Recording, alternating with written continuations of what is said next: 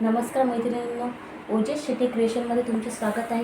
आज आपण जाणून घेणार आहोत की ग्लू गन कशी वापरायची आणि त्यामध्ये स्टिक कशी टाकायची आणि त्याचा वापर कसा करायचा आणि ते वापरताना कोणती काळजी घ्यायची याबद्दल आपण आज जाणून घेणार आहोत।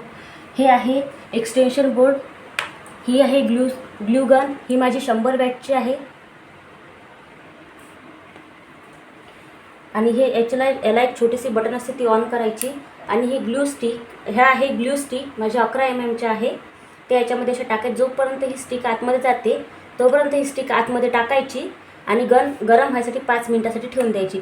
जेव्हा गन गरम होते त्याच्यानंतर असं 5 मिनिटानंतर ग्लू असं सांडायला लागतो, म्हणजे ती यूज वापरायसाठी ती तयार झालेली असते।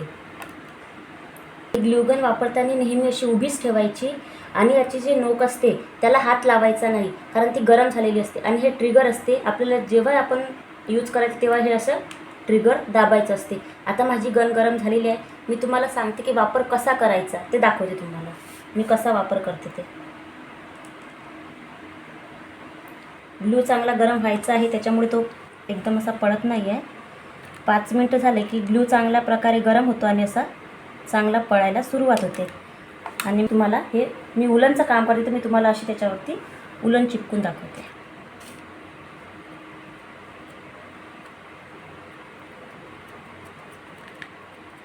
अशाच नवनवीन आणि माहितीपूर्ण अपडेटसाठी माझ्या चॅनलला सबस्क्राईब करा, लाईक करा आणि शेअर करायला विसरू नका। धन्यवाद।